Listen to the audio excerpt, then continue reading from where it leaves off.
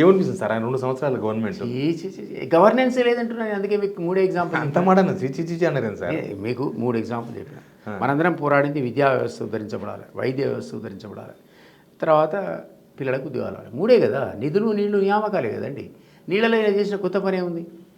ఉన్న కాళేశ్వరం రిపేర్ చేయడానికి మోమాటం వస్తుంటే అది ఎవడికి పనికి రాదు, ఎవడికి పనికి వస్తూ తెలియకపోయా మనకు, అది బాయ్. కానీ మీకు ఏది నిధులేవి, నీళ్ళేవి, నియామకాలు ఏవి అడుగుతున్నాం మళ్ళీ తెలియక. నేను ఒక ఉద్యమకారుడు కదా. 69 యాజిటేషన్లో జైలు పోయినాడు నేను. మీకు చాలా తక్కువ మంది దొరుకుతారు. 69 ఇంకా బతుకున్నాడు. నేను అందులో జైలుకి పోయినోడుగా, అప్పుడు లాఠీ దెబ్బలు తిన్నాడుగా. నేను 10th క్లాస్. మళ్ళీ ఎలక్షన్స్ వచ్చే వరకు చెన్నారెడ్డి ఎలక్షన్స్ క్యాంపెయిన్ తిరిగిన విద్యార్థి నాయకుడుగా. అప్పుడు దెబ్బలు తిన్నాను నేను. ఆ టైంలో దెబ్బలు ఎలక్షన్ గెలిపించినాం ఎస్బీ గిరిని. అంత యాజిటేషన్ మాకు బ్యాక్గ్రౌండ్లో ఉంటే ఉద్యోగానికి రాజీనామా చేసినామండి. నా డిఎఫ్ఓ స్థాయి ఉద్యోగానికి పారేసి నేను ఉద్యమంలో చేరితే ఈరోజు నీ ప్రభుత్వాన్ని నేను చూస్తానా చూడాలి, అనలైజ్ చేస్తానా చేయాలి, నాకు హక్కు అవుతుందిగా, 100% మాట్లాడడానికే హక్కు ఉంది కదా.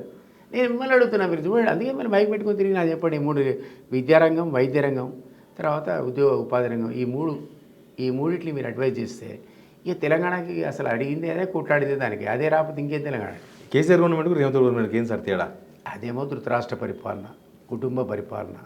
ఇదేమో మొత్తం జోనల్ సిస్టమ్ కింద పంచుకున్నారు అన్నదమ్ములు. ఒక జోన్ ఒక అన్న, ఒక జోన్ ఒక అన్న. నాకు తెలియదు, పబ్లిక్ చెప్తున్నారు. ఈ జోన్లో పని ఉంటే ఈ అన్న దగ్గరికి పోవాలి సార్, ఆ జోన్ పని అంటే జోనల్ సిస్టమ్ ఇంప్లిమెంట్ అయిందో కాలేదో కానీ చాలా ఎఫెక్టివ్ ఇంప్లిమెంట్ అవుతుంది. రియల్ ఎస్టేట్ ఇది మనం ఊహించిన పరిస్థితి కాదు. ఆయనకి ఎవరు అడ్వైజరు? ఇప్పుడు నేనే ఎగ్జాంపుల్ చెప్తే, తెలంగాణ అవార్డు ప్రకటిస్తేనే ఇచ్చిన ఈ లిస్టే చాలు కదండి. ఇచ్చిన వాడికి పోనీ గొప్పోడైతే ఉండని, బాలచూడ విగ్రహం పెడతాడండి ఎవడన్నా. ఎంత పెద్ద కాంట్రవర్సీ అది. మేము బ్రహ్మాండ విగ్రహం పలగొట్టాం. మీకు ఇది జ్ఞాపకం ఉంటే విమలక్క 75 రోజులు జైలు ఉంది. నేను ఎమ్మెల్సీ కాబట్టి నన్ను అరెస్ట్ చేయలేదు. ఎఫ్ఐఆర్ ఇచ్చి అబ్స్కాండింగ్ అని రాశాడు. అంటే స్పీకర్ అడిగాడు, ఎమ్మెల్సీ కూడా అబ్స్కాండింగ్ ఉంటాడా, సభకైతే వస్తుండదా అంటే పోలీసు వాళ్ళు సాయంత్రం అడగలు నా మీద కేసు తీసేసారు. ఓకే, అందులో నేనున్నాను, వాళ్ళు ఎఫ్ఐఆర్ ఇచ్చింది.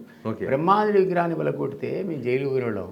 నేను అంటున్నా, ఇక్కడ ట్యాంక్ బండ్ మీద ఇంకో విగ్రహం పెడతాను ఆంధ్రలో. నేను హౌస్లో చెప్పిన, పెట్టి చూడు కిరణ్ కుమార్ రెడ్డి గారు, మిగిలిన బలగొట్టు చూడాను. అప్పుడు టఫ్ నడుపుతున్నాడు తెలంగాణ యునైటెడ్ ఫ్రంట్ విమలక్కతో. అంతా లగడపాటి ఆస్తులపై దాడి, కావురి చెక్ పోస్ట్ కాల్చివేత, బ్రహ్మాండ విగ్రహం కూల్చివేత, మిలిటెంట్గా పోరాడింది మేమే.